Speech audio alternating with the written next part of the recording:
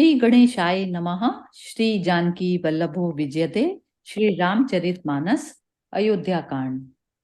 उतरु न देई दुसैरिस रूखी मृगनः चितव जनु बागिनी भूखी व्याधि असाधि जानी तिन त्यागी चली कहत मति मंद अभागी। केकई कोई उत्तर नहीं देती। वह दुसह क्रोध के मारे रूखी हो रही है। ऐसे देखती है मानो भूखी बागिन हरनियों को देख रही हो। तब सखियों ने रोग को असाध्य समझकर उसे छोड़ दिया। सब उसको मंद बुद्धि अभाग्नि कहती हुई चल दी। राजू करत यह देई बिगोई कीने सियस जस करई न कोई। यही विधि विल पही पुर नर नारी देहि कुचालहि कोटिक गारी। राज्य करते हुए इस केकई को देव ने नष्ट कर दिया। इसने जैसा कुछ किया वैसा कोई भी न करेगा। नगर के सब स्त्री पुरुष इस प्रकार विलाप कर रहे हैं और उस कुचाली केकई को करोड़ों गालियां दे रहे हैं। जरहि विषम जर लेहि उसासा कवनि राम बिनु जीवन आसा। विपुल वियोग प्रजा कुलानी जनु जल चर गन सूखत पानी। लोग विषम ज्वर से जल रहे हैं। लंबी सांसें लेते हुए वे कहते हैं कि श्री रामचंद्र जी के बिना जीने की कौन आशा है। महान वियोग से प्रजा ऐसी व्याकुल हो गई है मानो पानी सूखने के समय जलचर जीवों का समुदाय व्याकुल हो। अति विषाद बस लोग लोगाई गए मातु पही राम गोसाई। मुख प्रसन्न चित चौगुन चाऊ मिटा सोचु जनि राखई राऊ।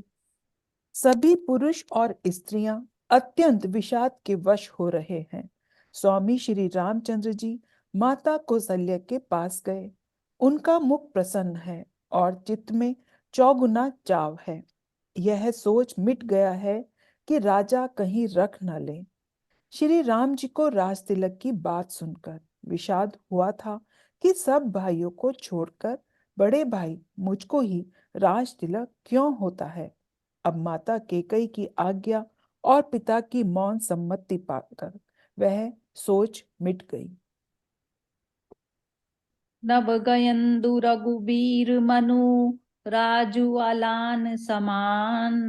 छूट जानी बन गबन सुनी उर आनंदु अधिकान।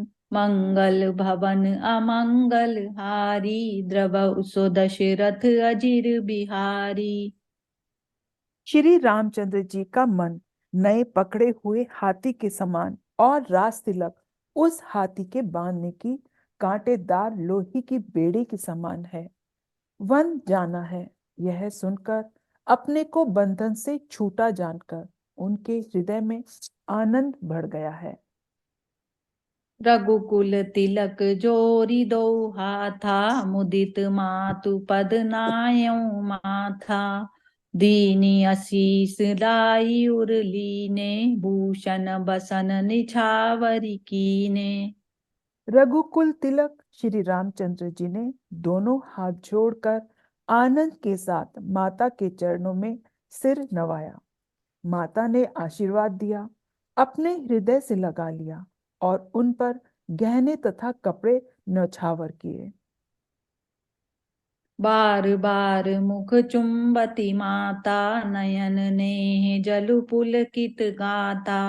गोद राखी पुनि हृदय लगाए स्रवत प्रेम रस पयद सुहाए। माता बार बार श्री रामचंद्र जी का मुख चूम रही है।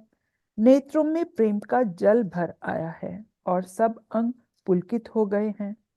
श्री राम को अपनी गोद में बैठाकर फिर हृदय से लगा लिया। सुंदर स्तन प्रेम रस दूध बहने लगा।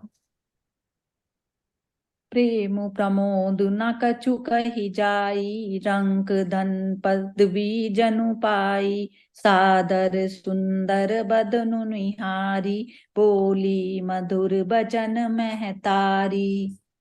उनका प्रेम और महान आनंद कुछ कहा नहीं जाता, मानो कंगाल ने कुबेर का पद पा लिया हो। बड़े आदर के साथ सुंदर मुख देखकर माता मधुर वचन बोली। कहूँ तात जननी बलिहारी, कबहि लगन मुद मंगलकारी।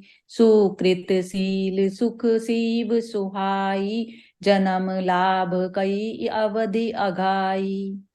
हे तात, माता बलिहारी जाती है, कहो वह आनंद मंगलकारी लगन कब है, जो मेरे पुण्यशील और सुख की सुंदर सीमा है और जन्म लेने के लाभ की पूर्णतम अवधि है।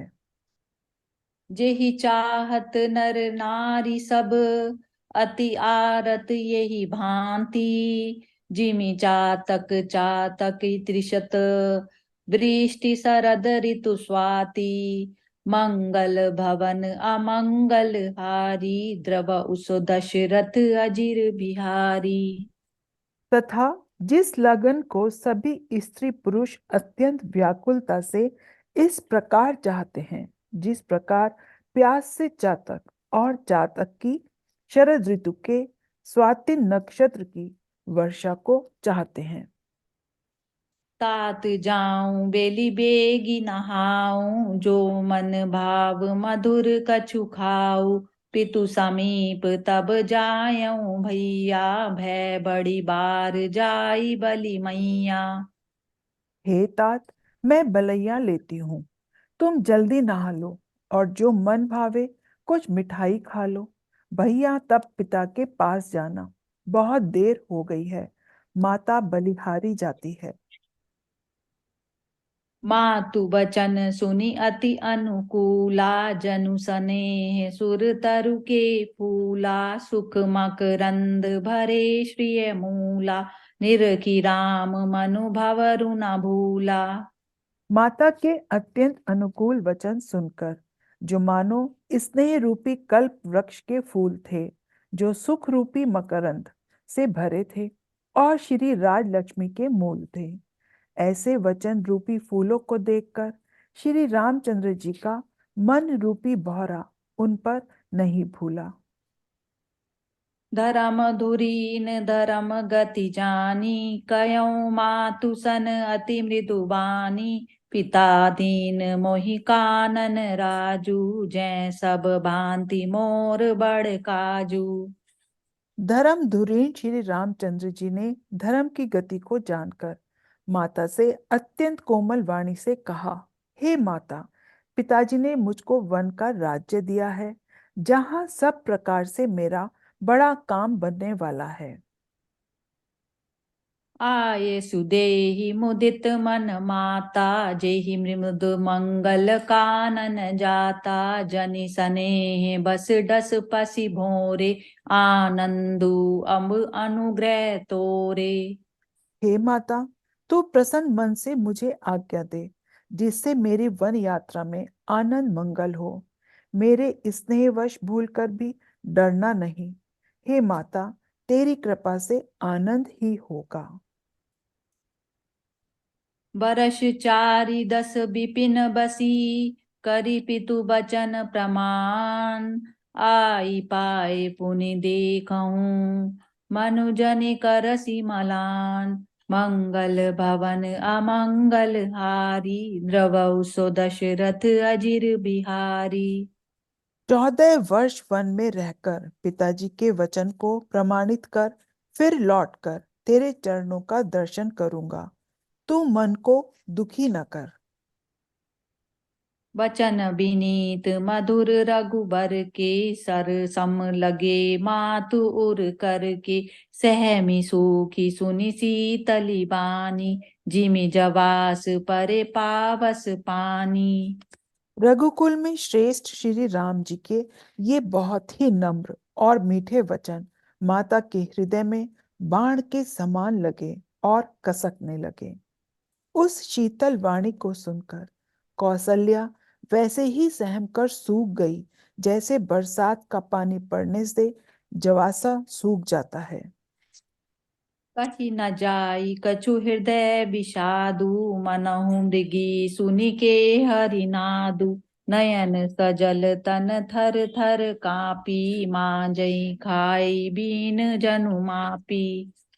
हृदय का विषाद कुछ कहा नहीं जाता। मानो सिंह की गर्जना सुनकर हिरनी विकल हो गई हो। नेत्रों से जल भर आया, शरीर थर थर कांपने लगा। मानो मछली माजा पहली वर्षा का फेंक खाकर बदहवास हो गई हो।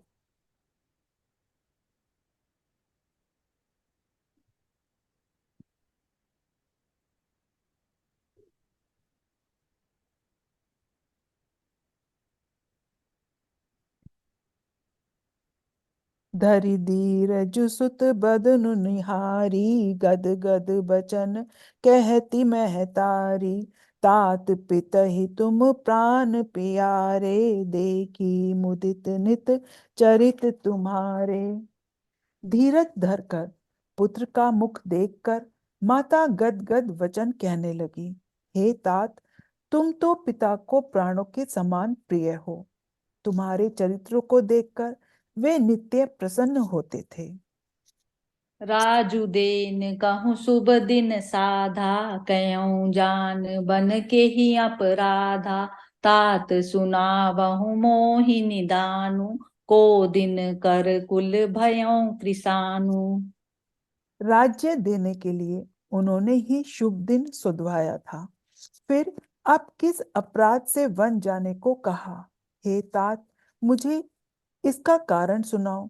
सूर्य वंश को जलाने के लिए अग्नि कौन हो गया? निरखी राम रुख सचिव सुत, कारनु कयऊँ बुझाई। सुनि प्रसंगु रही मूक जिमी, दशा बरनी नहीं जाई। मंगल भवन अमंगल हारी, द्रव उस दशरथ अजिर बिहारी। दीन दयाल बिरद संभारी, हरऊ नाथ मम संकट भारी। तब श्री रामचंद्र जी का रुख देखकर मंत्री के पुत्र ने सब कारण समझकर कहा। उस प्रसंग को सुनकर वे गूंगी जैसी चुप रह गई। उनकी दशा का वर्णन नहीं किया जा सकता। जय सिया राम। जय सिया राम।